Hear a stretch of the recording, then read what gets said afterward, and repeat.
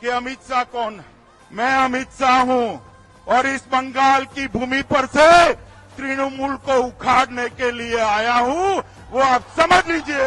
আমি অমিত শাহকে চ্যালেঞ্জ করব, যদি আপনার বুকের পাটা থাকে আর বাপের বেটা হন, 4 তারিখ কলকাতায় থাকবেন, 12টার পর দেখা হবে। तड़ीपार व्यक्ति तेजस्वी को बताएगा জল্লাদের কত ক্ষমতা আর কার দিল্লির বাবা কাকে বাঁচাতে আসে আমি 4 তারিখ দেখব। 2014 में ममता बनर्जी ने पूछा था कि अमित शाह कौन है। 2026 में अभिषेक बनर्जी ने अमित शाह को धमकाया, कहा कि अपने बाप की औलाद है तो 4 तारीख को कोलकाता में रहना। कांग्रेसी नेताओं ने, आरजेडी के नेताओं ने, इंडी गठबंधन के दूसरे नेताओं ने और कांग्रेसी वामपंथी इकोसिस्टम ने उन्हें बार बार तड़ीपार कहकर अपमानित करने का प्रयास किया। अभी हाल ही में टीएमसी के नेताओं ने उन्हें गुंडा कहा। परिणाम क्या निकला? परिणाम ये हुआ कि अमित शाह एक एक करके सभी दलों को निपटाते चले गए।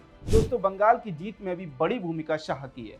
चुनावों की पूरी स्ट्रेटेजी उन्हीं की थी। शुभेंदु अधिकारी को ममता के खिलाफ भवानीपुर में उन्होंने ही लड़ने के लिए भेजा था। शुभेंदु हमारे नंदीग्राम से लड़ना चाहते थे।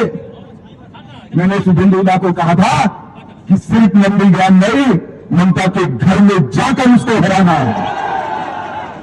भवानीपुर के नतीजे हमने देख लिए। आज की तारीख में ममता बनर्जी मुख्यमंत्री छोड़िए विधायक भी नहीं है। अमित शाह बंगाल चुनाव में पार्टी की स्ट्रेटेजी से लेकर मैनिफेस्टो, चुनाव प्रचार, रैलियां, रोड शो, वॉर रूम, प्रत्याशियों का चयन, सब कुछ देख रहे थे। उन्होंने टीएमसी के गुंडों को घरों से निकलने नहीं दिया।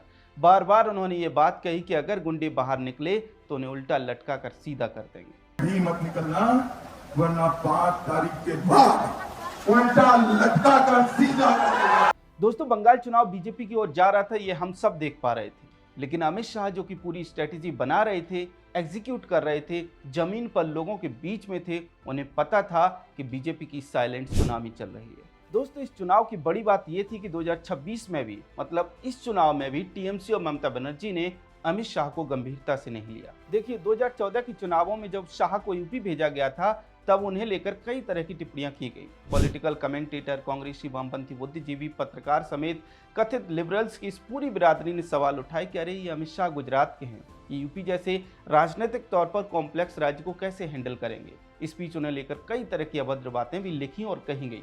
तड़ीपार का तो पूरा नैरेटिव इस लॉबी ने बनाया था। इसके अलावा एक वो जासूसी वाली कहानी भी गढ़ी गई, मतलब गृह मंत्री अमित शाह को जबरदस्त तरीके से टारगेट किया गया। परिणाम ये हुआ कि यूपी में बीजेपी 80 में से 71 सीटों पर और एनडीए 73 सीटों पर चुनाव जीत गई। यह ऐतिहासिक था। और इसके बाद 2016 के यूपी विधानसभा चुनाव में जीतकर बीजेपी ने राज्य में पूर्ण बहुमत की सरकार बनाई। तब से लेकर अब तक गंगा में बहुत पानी बह गया। कई राज्यों के चुनाव आए और ज्यादातर में बीजेपी जीती। तब से 2 बार लोकसभा के चुनाव भी बीजेपी ने जीते और लगभग सभी चुनावों में गृह मंत्री अमित शाह की भूमिका किसी से छिपी नहीं है। उनकी संगठनात्मक क्षमताएं किसी से छिपी नहीं है। कहने का अर्थ यह है कि गंगोत्री से लेकर गंगा सागर तक हर कोई जानता है कि अमित शाह वर्तमान भारतीय राजनीति के चाणक हैं, जो कहते हैं सो करके दिखाते हैं। और उन्होंने 2014 में भी कहा था कि बंगाल से टीएमसी को उखाड़ फेंकने के लिए आया हूं। लेकिन फिर भी टीएमसी की इकोसिस्टम ने कहा कि अमित शाह बंगाल को समझते नहीं है, बंगाल को तो बंगाल के लोग ही समझते हैं। ऐसे में शाह को तमाम तरीकों से थ्रेट्स भी दी गई और अंतिम नतीजे आपके सामने हैं। बीजेपी 206 सीट लेकर बंगाल में पहली बार पूर्ण बहुमत की सरकार बनाने जा रही है। अमित शाह की भीष्म प्रतिज्ञा पूरी हुई। याद रखिए, बंगाल की ये जीत 2014 की जीत से कम सिग्निफिकेंट नहीं है, क्योंकि 2014 में जब बीजेपी केंद्र में जीती थी, तब बंगाल में बीजेपी का झंडा और डंडा उठाने वाला कोई नहीं था। पार्टी सिर्फ 10-12 साल बाद वहां पूर्ण बहुमत की सरकार बनाने जा रही है। मजे की बात यह है कि 2014 की जीत का आधार यूपी था और यूपी विजय के महारथी अमित शाह थे और 2026 की बंगाल विक्ट्री की स्क्रिप्ट भी अमित शाह ने लिखी है। दोस्तों, ये सही है कि लगभग 1.5 दशक से हम पॉलिटिक्स को समझने का प्रयास कर रहे हैं। लगभग 15 साल से पत्रकारिता के माध्यम से पॉलिटिकल साइंस के छात्र भी हैं। लेकिन फिर भी मैं कहूंगा कि गृहमंत्री अमित शाह की स्किल को, उनकी क्षमताओं को, उनकी चुनावी रणनीति को डिकोड करने के लिए हमारा अनुभव बहुत छोटा है। इसलिए हमने बस आपके सामने तथ्य प्रस्तुत किए हैं। बाकी कंक्लूजन आप खुद से निकाल लीजिए। आप तय कर लीजिए कि अमित शाह कौन है। दोस्तों, एक बात और समझिए कि 2014 के बाद भाजपा में एक बड़ा बदलाव ये भी दिखाई देता है कि बीजेपी अब एक परिवार की तरह मिलकर चुनाव लड़ती है। देखिए, प्रधानमंत्री, मंत्री से लेकर सरकार में शामिल सभी नेता, संगठन में अध्यक्ष से लेकर कार्यकर्ता तक, पार्टी से जुड़े दूसरे सभी संगठन, पार्टी के जमीनी और सोशल मीडिया पर मौजूद समर्थक, सब के सब चुनाव लड़ते हैं और इस सब में संघ भी शामिल है, तो संघ भी लड़ता है। दोस्तों, जो भी राष्ट्रवादी थॉट प्रोसेस का है, जो भी सिविलाइजेशन थॉट प्रोसेस का है, वो अपने आप बीजेपी के इस बैटल में शामिल हो जाता है।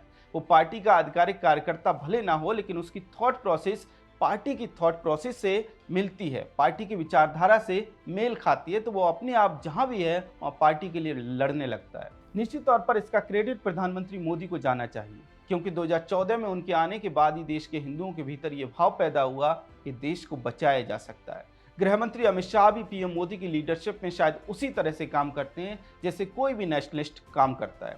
कहने का अर्थ यह है कि पीएम मोदी ने लोगों के अंदर, देश के अंदर वो सकारात्मक भाव पैदा किया जिसने लोगों को पॉलिटिक्स से जोड़ने के लिए, राजनीति करने के लिए प्रेरित किया, उत्सुक किया, और इसी का परिणाम है कि आज बंगाल में जय श्री राम के नारे गूंज रहे। खैर, गृह मंत्री अमित शाह ने 2014 में कहा था कि मैं टीएमसी को उखाड़ने आया हूं, 2026 में उन्होंने उखाड़ कर दिखा दिया। इसको लेकर आपका क्या कहना है, कमेंट सेक्शन में हमें जरूर बताएं। अगर आपको हमारा कंटेंट पसंद आता है तो चैनल को सब्सक्राइब कर लें।